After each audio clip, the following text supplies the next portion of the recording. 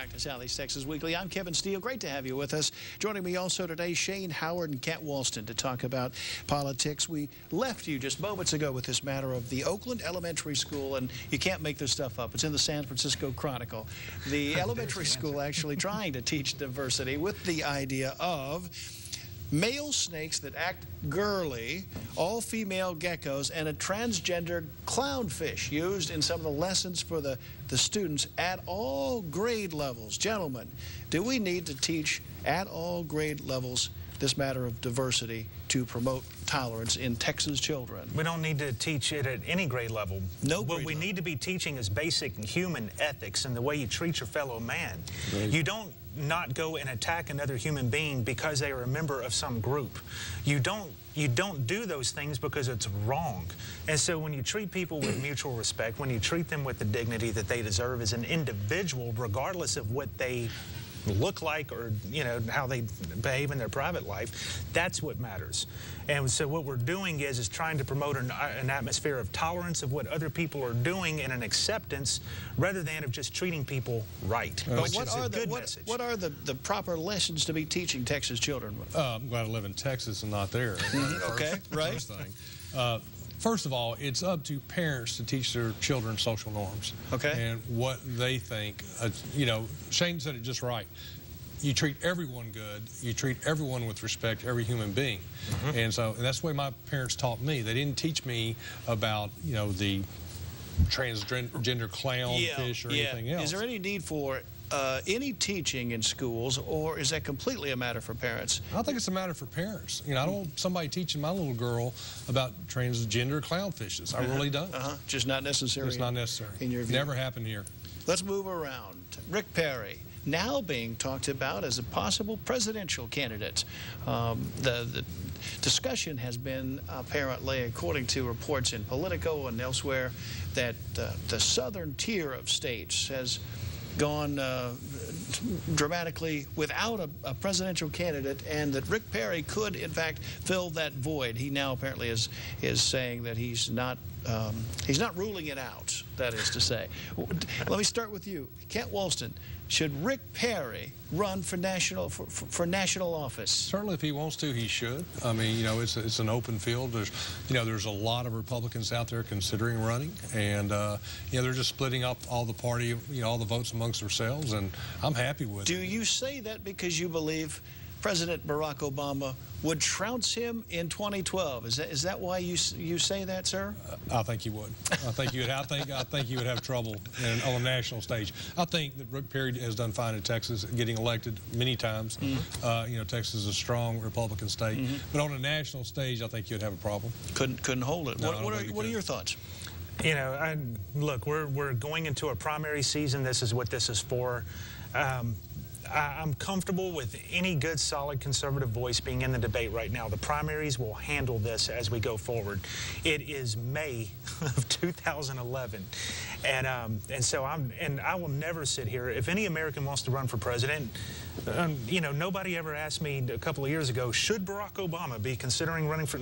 It's none of my business. I'll choose to vote for him or not. And the same thing for Governor Perry or Newt Gingrich or Sarah Palin. Would he be a good president? Would Rick Perry be a good president? You know, philosophically, I think he's where he needs to be. Whether or not he could make the jump to the national scene and understand how to navigate some of these deeper issues with Northeasterners, for example, things like that, and make that argument, because again, we're trying to win an argument. I don't know if he can translate that argument appropriately, and that's not that's more of a critique than a criticism. Everybody has their niche where they're good, and so I don't know. I really don't know. So you're saying that there might be better candidates out there than Rick Perry. Well, what you're saying you're without creating saying a binary. Well, that's that's actually not what I'm saying. Even though I can understand why you would like to do that. What I'm saying is that it's wide open, and that there are certain candidates that are going to perform well in certain settings, and others that will perform well in other settings. And I do not know the answer. I'm not going to pretend to. You don't know the answer that he would be whether he would be able to be a good president, or you don't know the answer that both. I really don't. Whether he could perform politically or whether he'd be a good president, I don't know. But do I think he's a great governor? Absolutely. Do I think he has the right idea set? Yes. But leadership and different positions mean things for different people. You know, Kent may be a great judge. It doesn't necessarily mean that he would necessarily be a good lieutenant governor.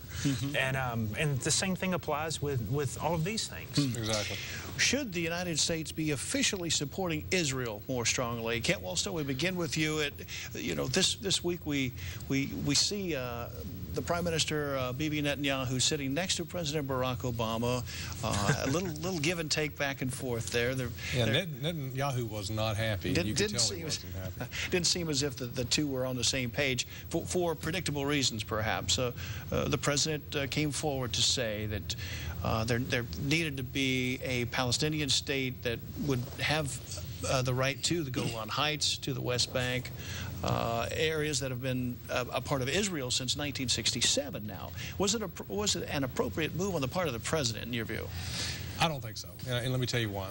If the Israelis lose the Golan Heights, which is, you know, a great place to, they've shot rockets before towards Israel, and we go back to the 1967 border, it would take you a couple of hours to walk across Israel.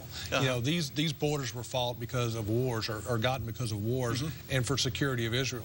I'm not sure if it's possible to go back to the 1967 borders, but there should be a Palestinian state. There's no doubt about it. Would it make Israel an indefensible state if what the president suggested came into fruition? Would we have an Israel?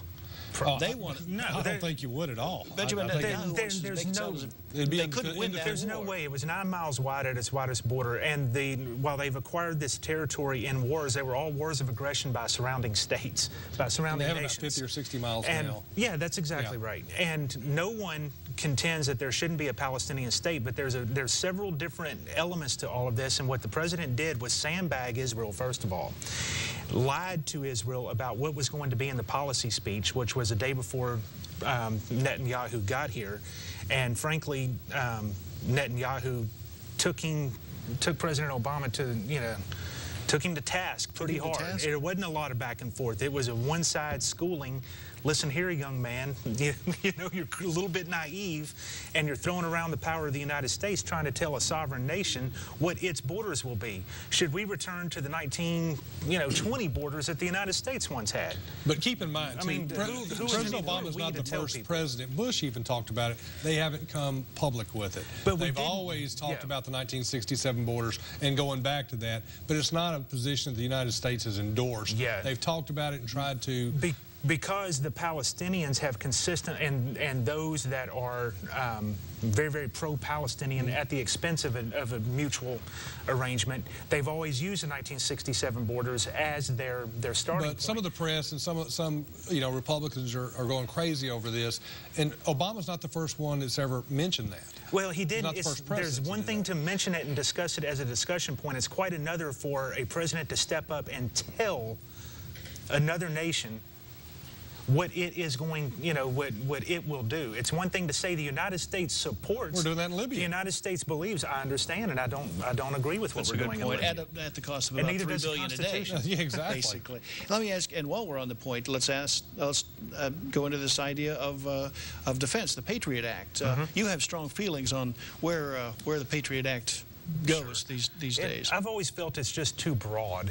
It's too broad. There's certain elements of it that I think are good, and most of my objections do not match up with the left's objections. For example, public libraries, I'm sorry, when you're using taxpayer money to research porn or how to make a bomb, that's public record.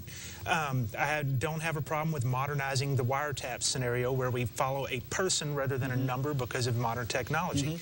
What I do have a problem with, though, is if I'm somehow questioned by an investigator about a terrorist incident, I'm not even allowed to speak to an attorney, and I'm an American citizen. It's just too broad. And what Senator Rand Paul has brought up, I think, are very legitimate points.